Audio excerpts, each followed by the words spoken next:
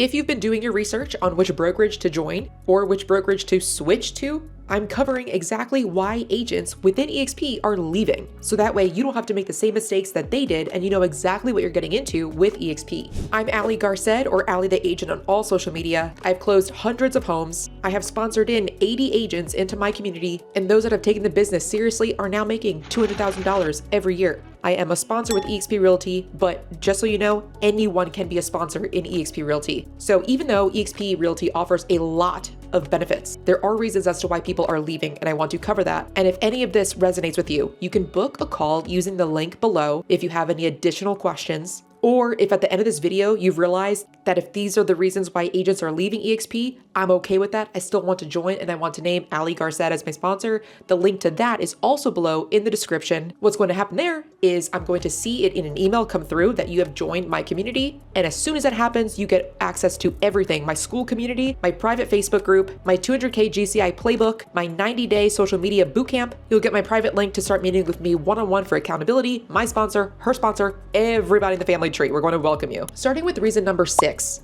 is agents name the wrong sponsor into EXP. EXP brokerage does not pay for full-time recruiters, unlike some other franchise and other big name brokerages. They pay for full-time, salary recruiters just to bring in agents. EXP offsets that, and instead of having to pay people on salary to recruit, instead they pay less but incentivize the agents that are already talking to other agents to recruit for them, and they pay them well. So therefore, anybody that's an agent in EXP can be a sponsor. So what I've seen a lot of people do is they choose the wrong sponsor. They make an impulsive decision. Someone calls them and someone gets in front of them and says, "Hey, I can promise you XYZ, I can promise you all these things. Just name me as a sponsor," and then that agent will join them, and then that sponsor leaves them hanging out to dry. That's like worst case scenario. More common case scenario is the agent, before they join EXP, they didn't ask exactly what kind of community that sponsor has. What systems, if any, does that sponsor have that can help boost that agent's business? And they just say, "Okay, cool. I think that if I join you, I also will have access to this other person who's at EXP and offers this, and this other person over here, and I'll just join you because EXP seems to be a good brokerage and you seem like you'd be a good sponsor, so let me join." They join, and that sponsor doesn't have the systems to help that agent navigate through the beast that is EXP. Because EXP is big. It offers so much. More on that later, but overall it can be overwhelming. Even I get texts sometimes from agents that have already joined EXP, have named somebody else as a sponsor, and they say, "Hey, can I join your community?" At that point, no. It's unfortunate, but people make rash decisions. They go too fast, and the mistake that they have made is naming someone as a sponsor that they thought would be able to catapult their business when in fact they didn't do enough research to begin with. What I see happen commonly though is the language that these agents are using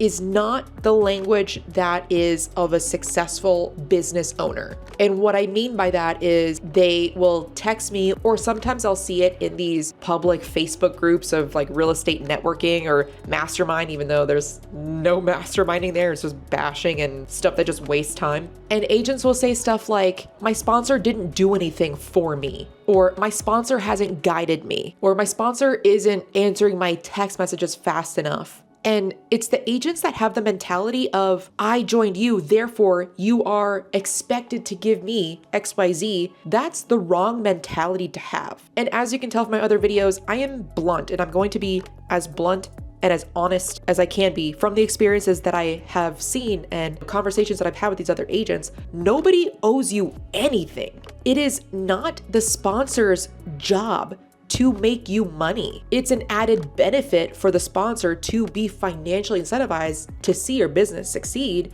because when you make money, they make money. But there is no requirement that a sponsor should have anything in place. It's not even a requirement that the sponsor should be answering your phone call. So overall, the mentality of, "Oh, my mentor didn't do this for me, my sponsor hasn't done this for me," is not the mindset of a successful entrepreneur. Usually those agents don't even make it through the first year. They end up kind of brokerage hopping, blaming along the way every other broker owner or team leader or sponsor that didn't help them in their business, and that's why they haven't made money yet, and that's why real estate is so hard, and woe is me, those people usually are just not meant to be entrepreneurs. So as you're talking to a sponsor, make sure you know exactly what you're getting into. Now that you know that there is no baseline or there is no requirement of a sponsor to do anything. But with that said, some sponsors do a lot. There are a ton of amazing sponsors in EXP. Look around. In my case, those that name me as a sponsor at EXP,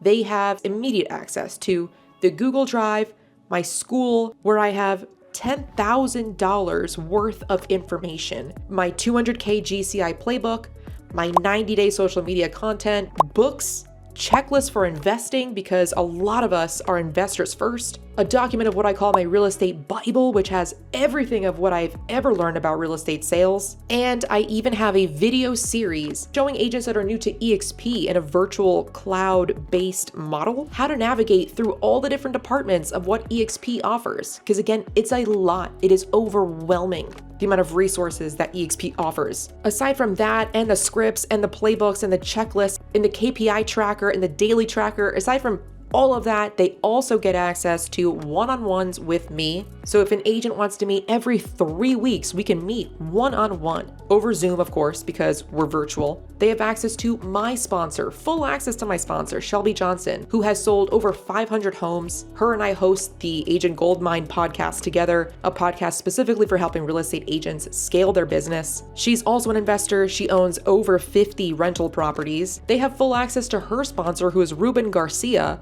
who has been a real estate agent for years. He used to be the CEO of a Keller Williams in Fayetteville, North Carolina. Now he's with us at EXP. He's a productivity coach, a free coach for you. Nothing in here is paid. Everything in here with us, with our community, is free. He was named EXP's Mentor of the Year for 2024, a brokerage out of 85,000 people. And out of 8,000 mentors, he was named the #1 EXP mentor for 2024. So you have free access to him, his sponsor. You're getting a lot. So it breaks my heart when I'm talking to agents and they're like, I thought that by joining EXP, I would have access to you. And that's not the way that EXP works. I pour my heart and soul into helping the real estate agents that name me as a sponsor scale their business and get from $100,000 a year to $200,000 plus. So when I say people leave EXP because they joined the wrong sponsor, they did not ask enough questions as to what that sponsor offers, again, if anything, because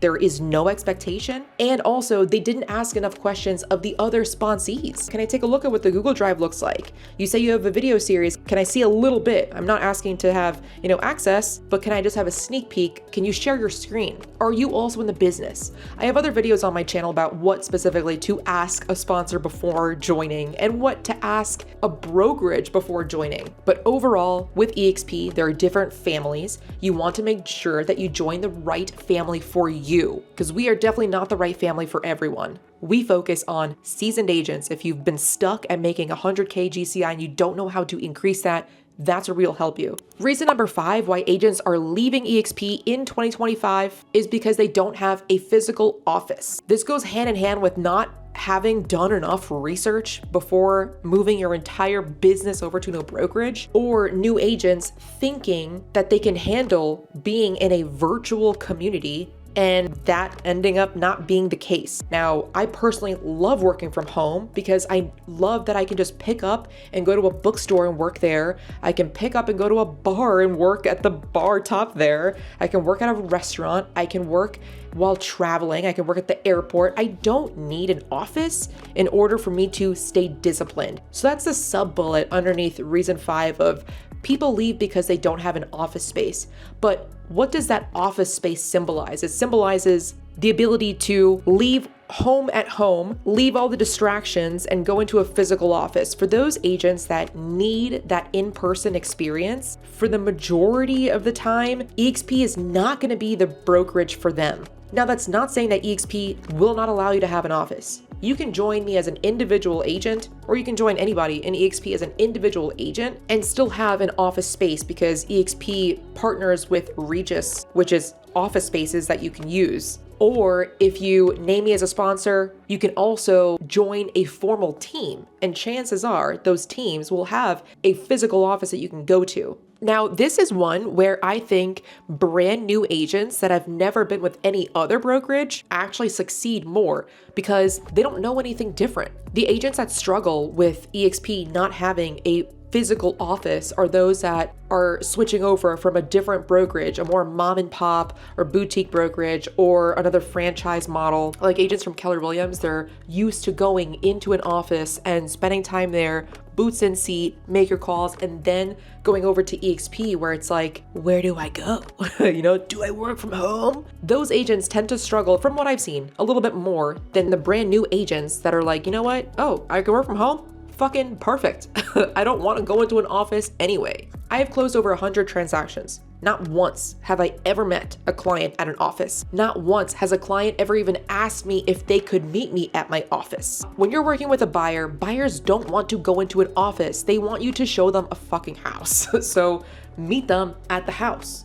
Or first meet them over Zoom, get the buyer broker agreement signed, which is what we do, and then we meet them at the house after they're pre-approved. Or if you're meeting with a seller, why would you want them to leave their house that you're going to be selling and have them travel across town to an office? It's just a power move that is so unnecessary and so inconvenient and adds another layer of friction between you and the client, in my opinion. So why would you have them meet you at an office? I don't know. If you're looking to sell their home, then go to their freaking house. Have the listing appointment at their house. Only one time has a client even asked me, oh, by the way, do you have an office? I said, no, I work from home. And they're like, okay, cool. And we just carried on. Like, it's not that important. It's definitely not necessary. There are a couple of broker owners that have joined my community that have literally said they used to get more business back in the day from having a physical office, but the days of people walking into an office and them getting leads because of their physical brick and mortar are over. The fourth reason as to why people leave EXP is because of the supposed lack of support. And by lack of support, that still goes hand in hand with reason number 5, which is they don't have a physical office to walk into. They don't have like an office manager to ask a question to. They don't see the person that's helping them with the paperwork. So therefore, it's perceived to them as not having support. Meanwhile, I, as a brand new agent, joined Exp Realty. I've never been with any other brokerage, and I have an overwhelming amount of support. It's just online, or it's just over the phone. There are 4 main ways to get support. One is a phone call for the hotline to the broker in case you need their help. Otherwise,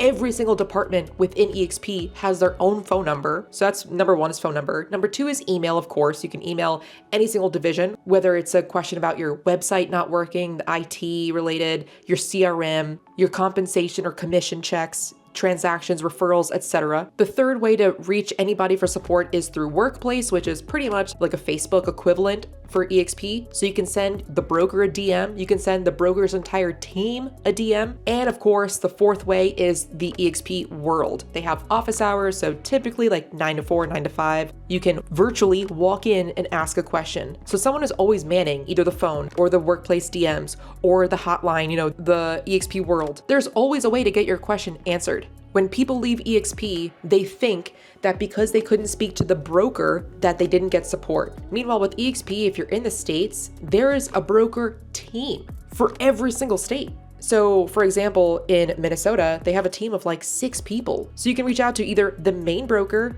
or any of their 3 other managing brokers or any of their 3 other admin staff. That's just for Minnesota. Same thing for Arizona, same thing in all 50 states. So comparing that to a mom and pop boutique brokerage where you either have the team leader and or the broker owner, which sometimes is the same person, that's the only line of defense. If they don't answer, then you just have to wait for them to call you back or text you back or email you back or get back from vacation, whatever it is. With EXP, you get a much faster response because you're not relying on just one person. You have a whole team of like 10. And this is again, me being blunt here. I think the people that feel that they did not have enough support never even bothered to look into what the departments are and how each question is answered with its own division. And you just have to look up the email and give them a call. They're going to help you. The third reason why agents are leaving EXP is because a lot of them tend to have shiny object syndrome. And this is very common, I mean, not even just throughout business owners, but people will always see, they think the grass is greener on the other side and they're like, ooh, what's this new hot thing? Let me try it out. And they move their brokerage over and over and over again, thinking that the next one's going to solve their problems. This one didn't solve it, so maybe the next one will. Maybe the next one will. And they just spend their entire career just doing that instead of taking a pause, truly reflecting on how they can improve their performance. Where is it that I am stuck in my business? What is the exact question that I need to ask? Who do I need to ask it to in order to help me level up? So these agents end up moving and thinking, oh, people are moving to Real. Let me move to Real too. Oh my gosh, people are moving to Epic. Let me move to Epic. People are moving to LPT. So they're moving to other companies that haven't been established nearly as long. And I'm in no way bashing any other brokerages. Any brokerage, if a good agent is a good agent, you can be successful anywhere. It's just a matter of which one do you prefer? Which one would be the most financially beneficial to you? But overall, it's similar to lead gen. I tried cold calling for a week and it didn't work, so let me try this. I tried social media for a month and it didn't work, so let me try this.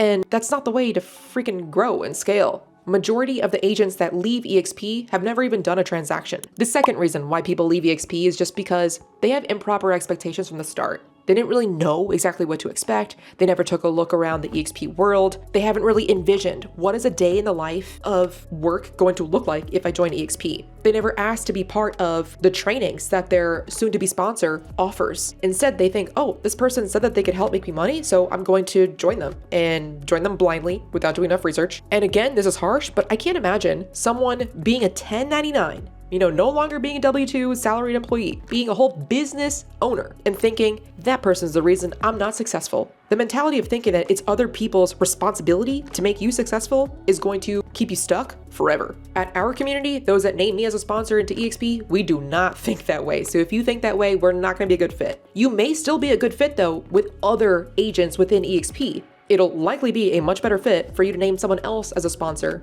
People in my community, we are self-driven. All we need is a fucking checklist and we know how to implement. We don't need anybody to ask us, are you doing your checklist? Have you made your calls? All we need is a checklist and we go. So if that's the type of person that you are, then freaking join me because let's go, let's make money together. Out of the 80 plus agents that at this time have joined me so far, I've had a 27% churn rate. Out of those 27% that left, the whopping majority of them had never even closed a sale. And out of those that never closed a sale, they never joined any of our trainings. We have multiple trainings and all of them are freaking recorded. So there was no excuse to not watch a training. You purposely have to put a blindfold over your eyes in order to not be successful within our community because we have everything. You just have to look. You just have to go do it. That's literally it. Anyway, I think the number one reason why people are leaving Exp Realty in 2025 is because they think that the splits are too high. So EXP as a seasoned agent is 80-20. If you're a brand new agent, it's 60-40, and I'm not covering that in this video. So 80-20 if you have done at least 3 closings in the last 12 months. Easy. So 80% goes to you, 20% goes to the brokerage. Out of that 20%, that would in other brokerages go straight to the broker owner. With EXP, out of that 20%, it's divided up through your sponsor, your sponsor, your sponsor, your sponsor, in order for them to be financially incentivized to see you succeed. Now, is it their responsibility? No. But when you win, they win. So they want to see you win even more. However, a lot of people think that this 80-20 is very expensive. Those that do, in my opinion, are those that are not doing enough transactions. Because EXP, first of all, allows you to get 100% commission. You just have to close enough deals in order to hit the $16,000 cap. In Tucson, which is where I sell real estate, that's selling 7 homes. So once you sell roughly 7 homes, you get 100% commission for the remainder of the year. After you cap, so in Tucson, selling 7 homes, and then you sell another 20-ish, you can get that entire $16,000 cap back to you in the form of EXP stock. That's exactly what happened to me. My first year doing this full time, I got up to the $16,000 back in EXP stock. I got $8,000 that same week, and the other $8,000 I got by teaching other EXP agents exactly what I did. So when I hear people saying that EXP, the 80-20 split is too high, I'm like, then you're not doing enough. It's simply that you're not doing enough transactions because you can get that entire cap back to you. Like, what? It is my goal to continue helping other real estate agents in my community make even more money. I make some of these videos public to you, everyone, and I make some videos that are just exclusive for those that join me and name me as a sponsor into Exp Realty. So if you want to know more, there are 2 links in the description. One is to name me as a sponsor. Fill out the application, it's gonna take like 30 minutes. The other link in the description is to book a 30-minute call with me to ask me specific questions about how this could help you in your business. Before that call, there are other videos, that way you know exactly what the basics are of EXP, so that way we're not talking about questions that are found on Google. We'll talk for 30 minutes, I'll answer your specific questions, see if it's a good fit. It may or it may not be. Either way, it's worth the call. But if you know that you want to join us, as soon as you've decided to switch brokerages and you finish that application, you're going to get access to everything that I offer. Be prepared. It's a lot, but I have a video series covering everything step by step. If you want to know more about what it's like to join me in my community, watch this video over here. I'll see you there.